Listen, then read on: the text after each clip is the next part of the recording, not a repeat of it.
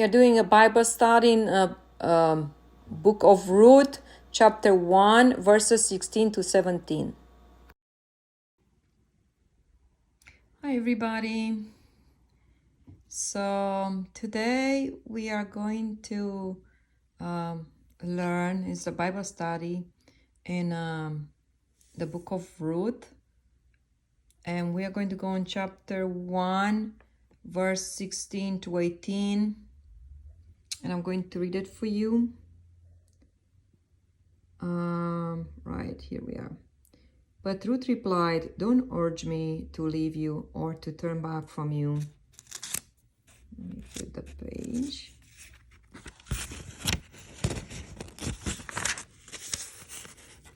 Here, I like this part a lot. "Where you go, I will go, and where you stay, I will stay. Your people will be my people, and your God, my God. Where you die, I will die, and there I will be buried. May the Lord deal with me, be it ever so severely, if ever death separates you and me." When Naomi realized that Ruth was determined to go with her, she stopped urging her. All right, so let's go from the beginning. What happened in this book? And the title is Ruth. So, is a woman of going from challenge to challenge, but so let's start from the beginning. So we are in chapter 1. Naomi loses her husband and sons. So Naomi she has a family. She has a husband and 2 sons. She is in Israel. It says land, where is this? So they are from Bethlehem, imagine, in Judah, where Jesus was born. And they live a good life. Everything was good till one point when a famine came, and they were like struggling to survive. And they decided to go somewhere else to find food and shelter till this famine passes. And we'll just think about that for a moment. You have to ask God first if He's willing, because even in time of famine, other people survive. I know it could be harsh if you don't have grains, you don't have vegetables, they don't grow, it's dry everywhere. You don't have no way to survive from, and you decide to leave. Shouldn't you ask God where you want to go? Where should you go? If it's okay, if God is guiding you in that direction, that you're fine. Whatever happens after that is in God's hands. But if you go without asking God and then things happen, then everything is in your hands. God has nothing to do with it. So in this case, it's a sad story. She goes, and it starts right in the beginning. Naomi, she's a woman of faith, and doesn't say that they asked God where to go and all that. They decided to go, and they went to Moab and lived there. Moabites are they are not with God. They didn't know God. They exercise different kind of gods. Many have idols, and God never intended Israelites to marry anybody from that land at all. God forbid that. Why? Because they bring all these idols and these pagans cultures and traditions into their house, and everything is changing. You can have peace when somebody is serving idols or praying to a statue or anything like that. instead of praying to the real God. And so you always have to ask, is that okay? This is a big move, and I hear people all the time, they say, I moved to different state and everything fell apart, everything was bad. If you have got permission and you know for sure God wants you there, things will be different. So as she goes there in a different land, so the sons were not married they didn't marry Israelite ladies, like girls. They went to the land of Moab, and they got wives from there. And all of a sudden, when that happened, then Naomi's husband died, and then her son died as well. We don't know the cause of it. It could be a disease, could be anything. We don't know the cause. They run away that will not die from starvation, and now, like, you know, people are still living there in Judah, in Bethlehem, but she's facing other things. She's facing these trials. Her husband died, and her both sons died as well. Imagine how much traumatized this woman is now. But before that, now she has 2 daughters-in-law, because the sons married 2 Moabites from the land. So the mother-in-law is with 2 daughters-in-law, and she want to return back. And it says Naomi and Ruth returns to Bethlehem. Oh, we see that. And as the story goes, Naomi, she's a faithful woman. She understands that, you know, going back to her culture, these 2 girls don't belong there.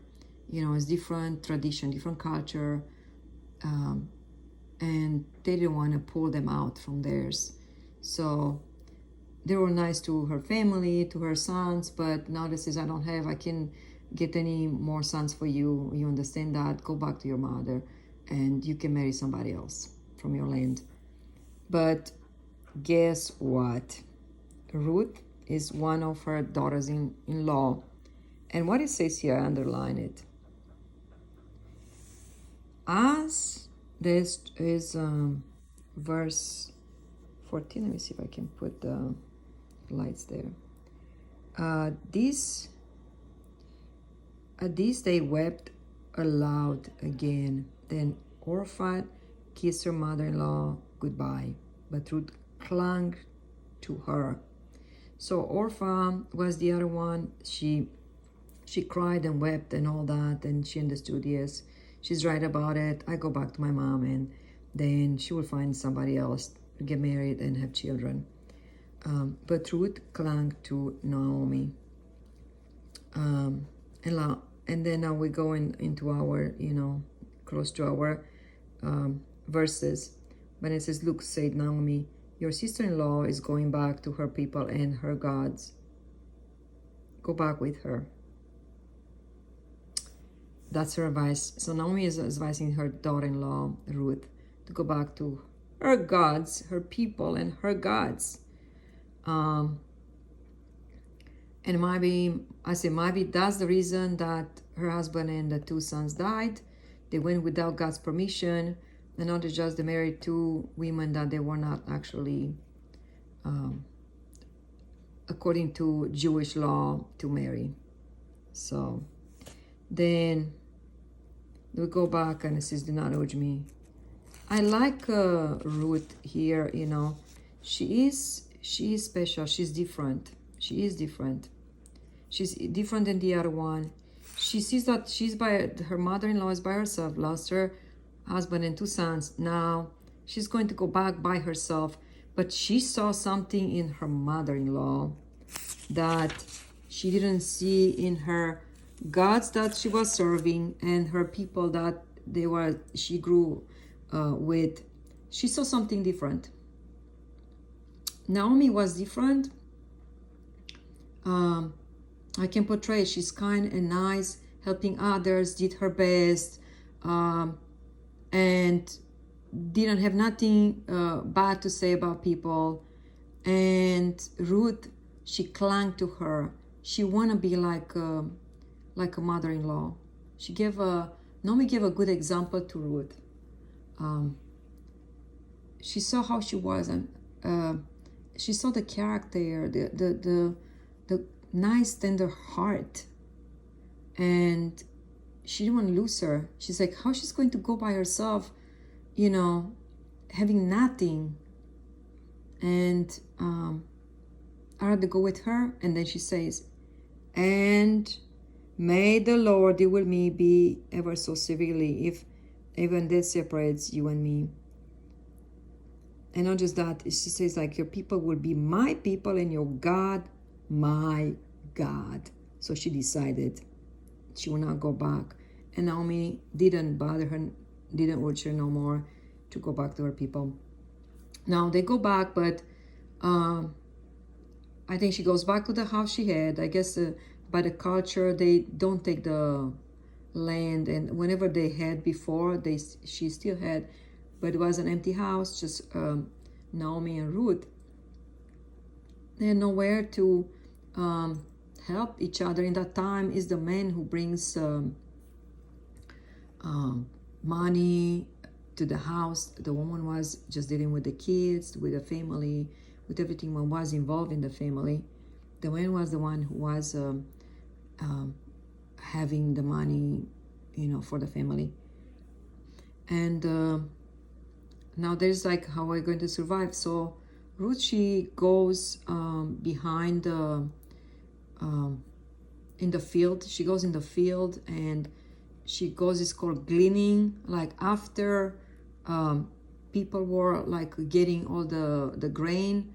Sometimes it fails, maybe one or two of the grains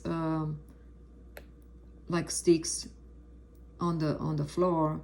And then she goes and puts her in her apron, and she goes again. Maybe another one or two is by mistake it fell off, and that means gleaning. She's gleaning from the servants that helping getting the grains. So then she's very honest. She tells to the mother-in-law, because she doesn't know who. She tells the mother-in-law, and the mother-in-law is asking her, where have you been gleaning? And then she say, I've been it says his name is Boaz, and in that field, and I went with behind the servants. And he says, oh yeah, that's good, go and stay there. So her mother-in-law is always advising her. It says Ruth meets Boaz in the grain field. So her mother-in-law is advising her, always what to do, and she's obedient. And at that point, when she said, your God will be my God, God already had a hand on her. This girl,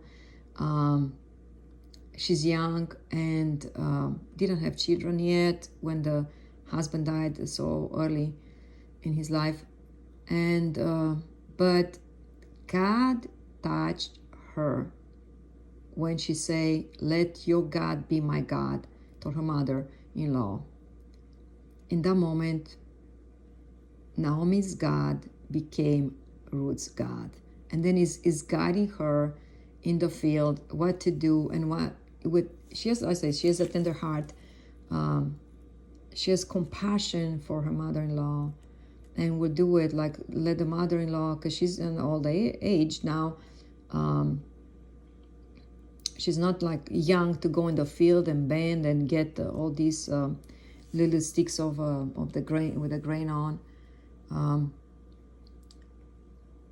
She meets Boaz. Boaz is asking, who is that is gleaning in my field?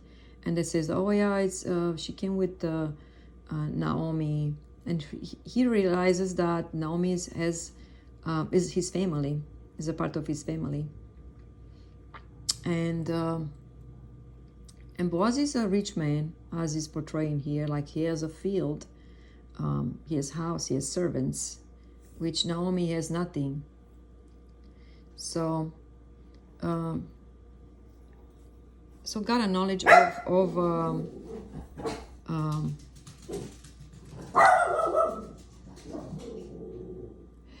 so Boaz got a knowledge who Ruth was. And then so she goes the second time, and then she is gleaning in the same place. And not just that, Boaz instructs, when he found out who Ruth was, instruct his servants to leave some of the more behind them, that when she comes she will find more that they can survive. And it's like maybe giving to her, like, here it is, I give it to you. Consider her more like a beggar, and so didn't want to offend her in any way. They told the servants to leave some behind, and then she's so happy that she got more, and then they could survive and live with the grains that they got. But now it goes to next phase. There is some in Jewish culture, there are some things that we don't know. We have to go, sometimes we have to dig into Jewish roots of the Christian faith. We have to dig and see their cultures and traditions. And because Jewish people, and Jesus is a Jew, right? He born in a Jewish family, and he was adopting those cultures and traditions and celebrations. So her mother-in-law, Naomi, tells Ruth that when Boaz goes to the threshing floor, I guess it's with the grains. So when he gathers all the grains, he goes to put them in the, I don't know, it's maybe is, I'm gonna say, roll, that with a big stone that crushes them and make them a flour. So he goes there, so he has to stay for the night, make sure that nobody's stealing. So he stays there for the night. And as Naomi knows it, she knows, of course, she knows the tradition, which Ruth has no idea what she was doing. So Naomi is teaching Ruth to go when Boaz goes to sleep, when he's on the threshing floor, and is symbolic. Threshing floor is an exchange of titles of I would say redeemer.